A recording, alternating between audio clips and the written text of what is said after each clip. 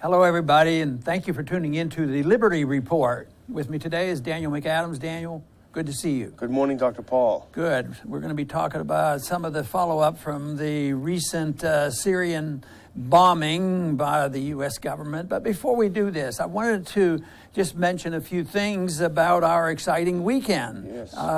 Very positive weekend here in the great city of Lake Jackson. Hardly on the map, but we had some very important people here in a large crowd. And we had a joint event with the Mises Institute and the Ron Paul Institute for Peace and Prosperity. A lot of people showed up, and both organizations, really worked well together, making this point. And the title was "War and Peace in the Age of Trump," and it's been up in the air because we've discussed, Trump's position, before he was elected and what it would mean, and we're still sorting it out.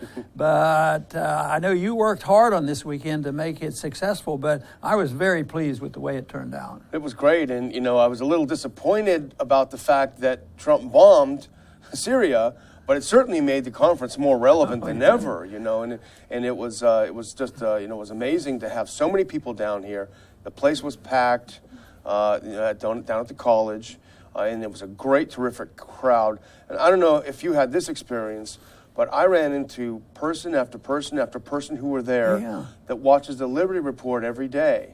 And they said, that is right. So happy to meet you. You love the Liberty Report. Did you have that same experience? Yeah, it was wonderful. That I said, do you watch it live? Yeah, they're live listeners. They watch for it. So sometimes I get a little nervous if we're a minute or two late. But, our great technician always watches. We might be a couple minutes late today. We're not quite like Fox yet to compete with the efficiency of being on in a split second. But we can certainly compete with the presentation of some facts and analysis that we think are so important. But no, it was a great weekend, and I hope we can get to do this again because people are looking for the truth. And it was neat that it was streamed, too. I mean, although we had a large crowd in the hundreds, there were thousands probably watching it live, yeah. And that's still available on the internet, on what went on. Indeed, yeah. We have it on the Ron Paul Institute website today has a link to where you can watch the whole thing live. And we sure do appreciate our viewers. Wonderful. Today I wanted to go over, the consequence, what happens since this has occurred, who supports the bombing, who doesn't support the bombing, who's winning on this, the pro-attack people or the ones who said it was a bad mistake and shouldn't do it without congressional approval, this sort of thing. So there are some pleasant surprises and there are some disappointments, but certainly the disappointment isn't too surprising. I would start with that, and that is the initial reaction so far of the politicians in Washington. I saw some headlines about Ryan and McConnell, super supportive, and it's pointed out they weren't quite supportive when Obama wanted to do this. So they're strictly partisan people. They don't have a position of anti-war, pro-war. They don't have a principled stand on foreign policy. They have a principled stand, whatever we can to promote our partisan power. That seems to be the driving force of so much what goes in Washington. But it shows that those two plus others, I mean, I'm sure you saw the reports that some of the Democrats now who hate Trump, this is not so bad. Maybe this guy's not all evil. He bombs when we like him to bomb, that sort of thing. Yeah, the case with both McConnell and Ryan is interesting because, and I was in the Washington Post, I think it was, the New York Times, pointed out that in 2013, after the attack on Ghouta, the chemical attack on Ghouta, and President Obama had a plan to go in with missiles, both of these gentlemen opposed it because they were skeptical about it. They were skeptical about whether Assad was involved in a way. And now they're saying, definitely got to do it. But I don't think they realize, though, is that the whole rationale and justification for the attack last week depends to a large degree on the existing narrative from 2013, i.e., Assad gassed his own people back then, so of course he did it again. But if they are skeptical about that, then that undermines the rationale for the current and that, people that are skeptical now. But it turns out there was no evidence, and most people realize that Assad didn't do this. But even though it's still recited by the pro-neocon position on the reason why they have to continue to do this, in spite of the facts, so many of these statements, all the way up to the United Nations, it's based on fake news and fake reports. We do have that first clip, and we're not making this up. This is back from 2013. The UN accuses Syrian rebels of carrying out sarin gas attacks, which had been blamed on Assad's troops. So this is the UN. That's the final answer, but how many people saw that answer? Not very many. Or even believe it today. And they continued. Once the early propagandists get out there and scare the people, it's hard to reverse that image. That was the case, when they put out all the propaganda for going into Iraq. It was hard to erase it. The erasing of that only comes years later, after 12 years or so of bombing and killing and money. And they said, by the way, there were never any weapons found. No weapons were found in Iraq, and there's no gas that he did. And like we mentioned last week, the absurdity of it. People, they should be laughed out of it. And yet, to believe that he's stupid enough to do that. But they turn it around, and the media, they just ridicule a person that does that. And even in the Congress, there's a few good Congress people there, and in the Senate as well. But even in Congress, they challenge somebody that spoke out eloquently against this, and what was their suggestion should happen to that individual? Well, this is very interesting because Tulsi Gabbard was on CNN over the weekend. She's a Democrat representative from Hawaii. She's an Iraq war veteran. She knows what it's like there. She says she lost friends there in the war. And she said she's skeptical about it. She was asked on CNN, well, do you believe that he did it? And she said, it doesn't matter what I believe. None of us have seen any facts one way or the other. We should base it on facts. Right after she got off the TV, Howard Dean, the big progressive leader, said she should be kicked out of Congress. And we even have our second clip. The Democrats want to kick her out for just saying, shouldn't we have some evidence? Here's her with Wolf Blitzer over the weekend. Liberal leaders call for challenge to Gabbard over Syria skepticism. They want to primary her just by saying, hey, can we have some evidence? Yeah, but I challenge that. It's not liberals. It's the neocon element, which includes conservatives and liberals now. Yeah. So, this is the argument that you can find out that there's a lot of neocons now and a lot of bipartisanship based on non-facts. And like Tulsi points out, maybe we don't know everything yet. It took a while for the UN to come out and say Assad didn't have the gas. Yeah. And then everybody ignores it. So she's just, a little bit more astute at trying to analyze this, and then they get into trouble. Kick her out of Congress. Just the whole idea that they suggest this is so absurd. But then again, people come together. We're all neoconservatives now, and, it reminds me of the original statement. We're all Keynesian now by Nixon. So now they all got together on Keynesian economics, and they're all together on this militant foreign policy.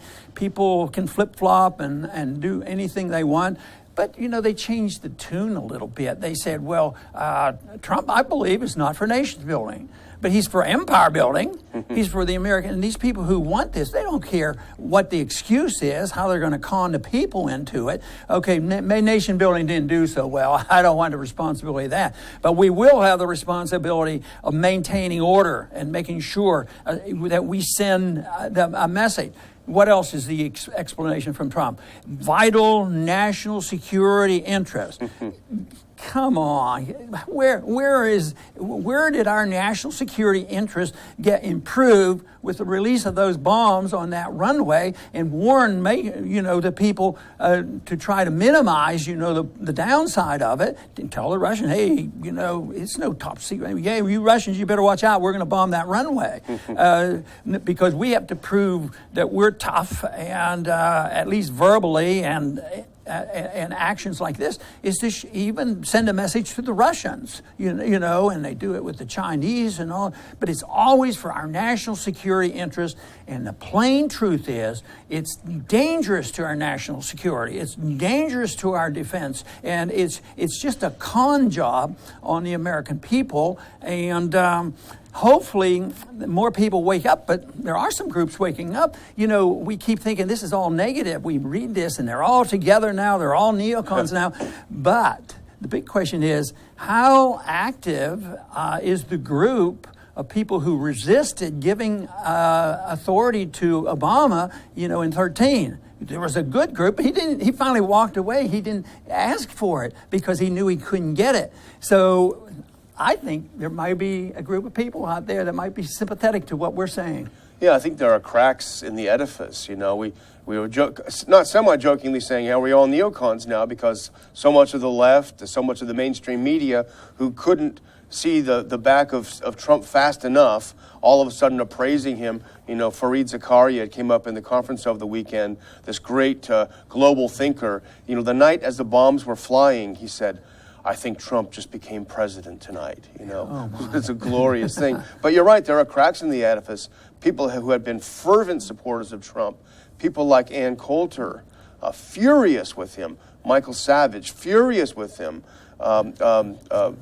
Graham, the radio talk show host, what's her name? Well, Tucker did. Tucker, of course, did. yeah. And there are Farage did too. Yeah. So there's a lot of it. Laura Ingraham. That's Laura Ingraham. I mean, and they're pretty, you know, mainstream Republican types, but at least they're honest enough. But they were mainstream, I guess, people that were supporting of Trump because they saw Trump like we wanted to see him, that he was less likely to drop bombs and have a different foreign policy, one designed to maybe look inwardly and defend our country rather than looking outwardly and saying that we own the world. And this is great, I think, and that's the people. I still think we and they are the majority in the country, and it reminds me of a saying that I heard so often by neocons that one thing they resent are these foolish people who think that peace is a normal thing, and unfortunately, on their side of the argument is because the war people seem to have so much clout and they have so much control over the propaganda that they are able to manage to get their wars in spite of the people. But that's not to accept the whole basic principle that peace is natural. I think peace is abnormal. I think people would just as soon prefer peace and prosperity, but they get conned into it by these warmongers who convince people, oh no, you got to have these wars or you won't have any peace, and you have to give up your liberties. You have to have a strong government. You have to sacrifice that. How can you be safe if you don't have the support of the government? And you want to be safe so that you can be free. So they have it all twisted around, but they start with the idea to put a negative on peace, that you're and just like throw you out of Congress if you're for peace and you don't want to jump into every war you see, you know that there's something wrong with you. And of course, we had pretty good advice early in our history on what we might do to stay out of these kind of conflicts. They certainly, the founders wanted us to stay out of Europe because we were closely connected to Europe, but the strong advice was stay out of the entangling alliances of Europe, and I would add all over the world, especially the Middle East right now. Yeah, they should have a requirement that any of the experts on TV, they have to flash under them all of their conflicts of interest, all the defense contractors. But I wanted to go back to one thing you said earlier, because I don't know that you had read this, but you know, Trump said vital national security interest to hit Assad after he used the gas. But this was an additional rationale that I read that the White House had. The reason why this is a vital national security interest is because if he's got gas and he's using it, it might be used against our troops who are on the ground illegally there. And so it reminds you of the story you always tell about during that hearing when you said, well, Iraq never attacked us. Yeah. And they said, well, of course they did. As we were bombing them, they were shooting back. Yeah, they were shooting at our weapons, so we were on the receiving end of their aggression. They are committing aggression by shooting down airplanes that were bombing them. So that's how. rationale. And remember when the congressman said that, he was really serious. Yeah. I mean, that was his mental status, was that we have this automatic authority to do whatever we want and to mold the world, even if we have to use bombs. And of course, my position on and the problems that we have is that we go about the world with this arrogance, and we have two foreign policies, really, and you can even see that in the current events, that if we go in and threaten people, you do it our way, you're part of our system, and if you behave yourself, we won't put sanctions on you, and we'll finance you, and we'll subsidize you, and but if you don't do what we tell you, you're going to get bombed. Yeah. I mean, that has been what's happening. Why can't we just say to people, you know, we want to be friends with you. You're imperfect. We're not exactly perfect either. But maybe if we talk to each other, traveled back and forth, shared values and views, shared trade, maybe we would have self-interest. I keep thinking that in spite of the move toward antagonism toward China, just think, at least I think about it, compared to when I was in high school, when we were dealing with China and fighting and killing each other. So Nixon, as bad as he usually was, I think it was a great thing that he actually opened the crack of the door, that we can talk to the Chinese. But here we are back bashing the Chinese again. So it just seems like they haven't quite understood why trade and diplomacy might be a little bit better off, and maybe peace could become more acceptable, and say, oh no, peace is not natural. Well, you know what's so insane about this U.S. attack on Syria? You know, it was purportedly because Assad gassed, as Trump said, beautiful little children were gassed, so we had to go hit him. But in the strike where we launched 59 Tomahawk missiles against Syria, reportedly 9 civilians, including children, in a neighboring village were killed by the strike that we did. So the kids are killed in the first place, and then we retaliate and kill some more kids. Good. I see the clock is telling us that we have to round this up. Do you have a couple summary points that you would like to make? Well, I think, you know, there's right to be skeptical. As you pointed out in your column today, they lied to us about Iraq. They lied to us about Syria, about Libya. It's healthy to be skeptical. You know, what are we? We can't question our government? Yeah, I wish we could have more of that. And the main reason why one should remain skeptical is to seek the truth, to seek the plain truth of things. That's what we should be involved in, because the truth is what will make us free and understanding and less war.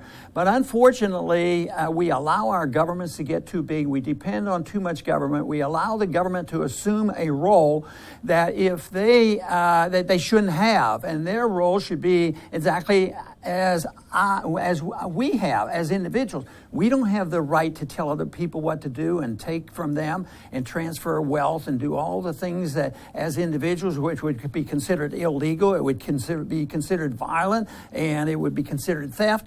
But we have conceded to the government, and this is not just the U.S. government. I think government in general is what we have to challenge. This whole idea that we concede way too much to the government. Instead of a government there to be protecting us against the violent people, they become the participants of the violence. They want to redistribute the wealth, tell people how to run their lives, and they want to tell the rest of the world how to run their lives. So there's way too much aggression by government. So until we understand that governments should live under exactly the same rules that we are, don't lie, cheat, or steal. And the government shouldn't be allowed to do that either. And if you look at our foreign policy, our domestic policy, our monetary policy, that's what they're involved in. So my goal is to limit those powers of government to that of really dealing with, reining in those who would commit aggression and violence, not to be the policeman of the world, which has led to this chaos. And that is the reason that we live in a very dangerous time now worldwide.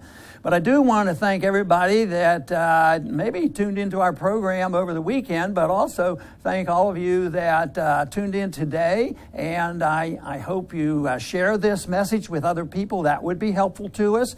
And please come back to the Liberty Report soon.